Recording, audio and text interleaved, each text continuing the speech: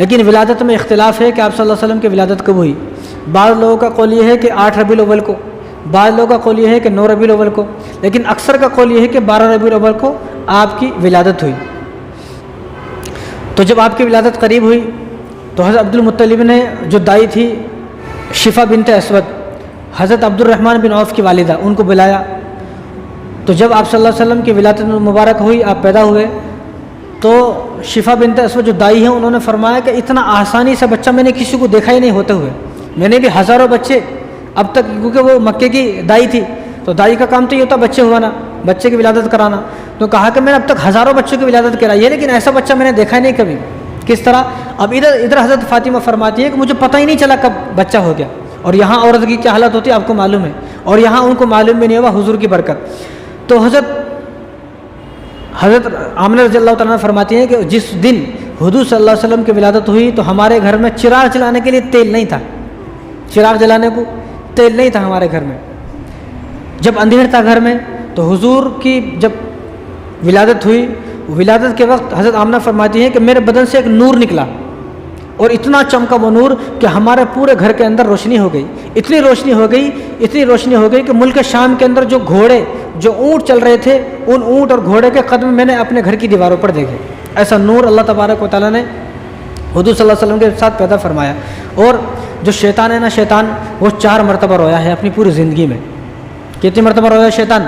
ہم لوگ یہ سوچتے کہ میں نماز نہیں پڑھوں گا شیطان میرے واسطے روتا، ایسی نماز کی شیطان کو ضرورت نہیں جیسے ہماری نماز ہے، نماز پڑھ رہے ہیں یہاں لیکن گھر کی پوری خبر ہے۔ تو شیطان پوری زندگی میں 4 مرتبہ رویا۔ سب سے پہلے کب رویا؟ جب اس کو جنت سے نکالا گیا، سب سے پہلے اس کو نہیں معلوم تھا کہ میرے ساتھ ایسا ہو جائے گا۔ دوسری مرتبہ جب رویا جب اس کو جنت سے نکال کر پہلے تو اس کو آسمانوں پر ڈال دیا گیا، دوسری مرتبہ آسمان سے نکال کر اس کو زمین پر پھینک دیا گیا، پھر وہ رویا چیخے مار مار کر۔ اور تیسری مرتبہ جب رویا جب حضور صلی اللہ علیہ وسلم کی ولادت مبارکہ ہوئی، جب حضور پیدا ہوئے۔ اور چوتھی مرتبہ جب رویا جب حضور صلی اللہ علیہ وسلم کو نبوت ملی۔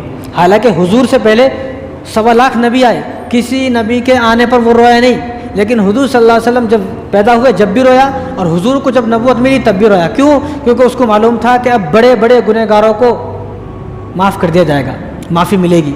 اب بڑے بڑے گنہگار اگر اللہ تبارک و تعالیٰ کے سامنے 2 آنسو بہائیں گے تو اللہ تبارک و تعالیٰ ان کو معاف فرما دیں گے، اور بڑے بڑے گنہگاروں کے جو عیب ہیں ان عیبوں کو اللہ تبارک و تعالیٰ چھپائیں گے۔ اس کو معلوم تھا، اس لیے وہ رویا، چیخا چلایا۔ اور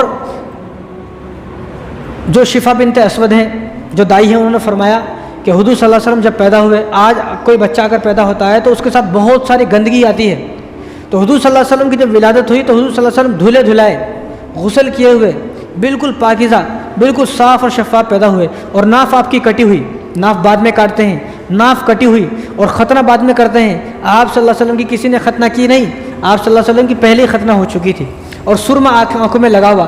جب پیدا ہوتے ہیں تو بچے کو سرما لگاتے ہیں، یہاں سرما پہلے لگا ہوا ہے، اور پیدائش کے فوراً بعد ایسی خوشبو آئی آپ صلی اللہ علیہ وسلم کے بدن مبارک سے کہ پورے مکے کے اندر خوشبو پھیل گئی۔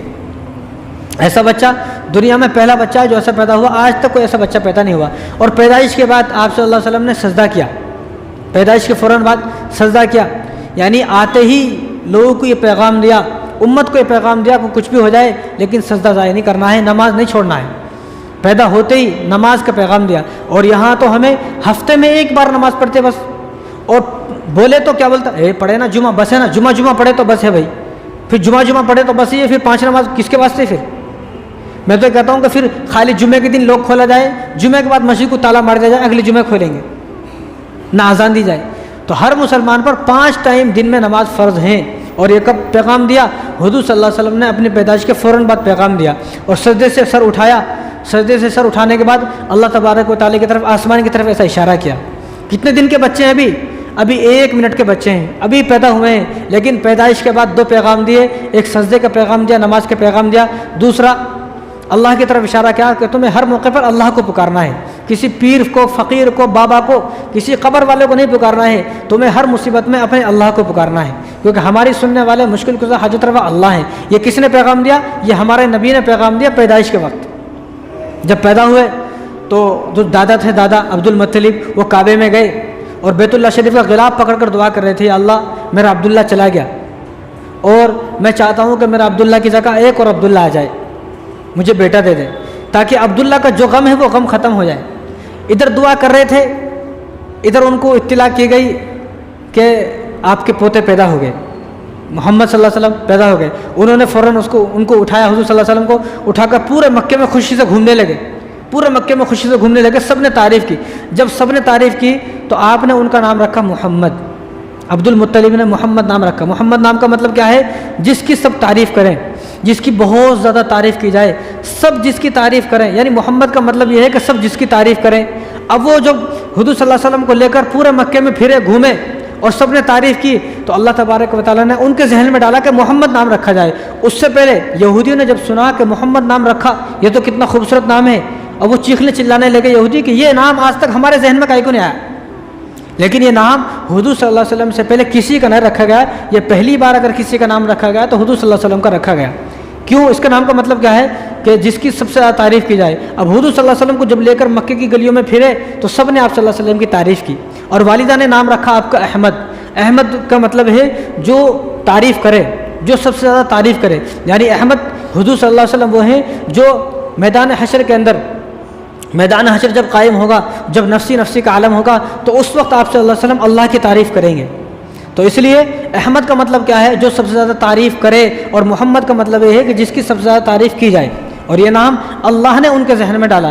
کسی نے حضور صلی اللہ علیہ وسلم سے پہلے نہ محمد نام رکھا نہ احمد نام رکھا۔ جب حضرت عبد المطلب سے پوچھا گیا آپ نے اپنے بیٹے کا نام محمد کیوں رکھا ہے، تو حضرت عبد المطلب نے کہا کہ میں چاہتا ہوں، کیونکہ اس نام کا مطلب کیا ہے؟ جس کی سب سے زیادہ تعریف کی جائے۔ تو حضرت عبد المطلب نے فرمایا کہ میں چاہتا ہوں کہ اس زمین پر لوگ میرے محمد کی تعریف کریں اور آسمان پر اللہ میرے محمد کی تعریف کرے، میں نے اس لیے اپنے پوتا کا نام محمد رکھا ہے۔ جب 7 دن ہو گئے حضور صلی اللہ علیہ وسلم کو، تو 7 دن کے بعد عبد المطلب نے عقیقہ کیا حضور کا۔ اور یہاں کیا ہے؟ یہاں تو 20 سال 25 سال کا ہو گیا، عقیقہ کا نام ہی نہیں ہے۔ اس کے اوپر اتنی بلائیں، اتنی پریشانی، اتنی بیماری آ رہی ہیں، بیماریوں کو علاج کراتے کراتے وہ پیسے سارے ختم ہو گئے، ڈاکٹر ادھر مالدار ہو گیا پیسے لوٹتا لوٹتا، لیکن مسلمان کے ذہن میں کبھی یہ نہ رہا کہ ہمارا بچہ پیدا ہو گیا پیدائش کے فوراً بعد اس کا عقیقہ کرے۔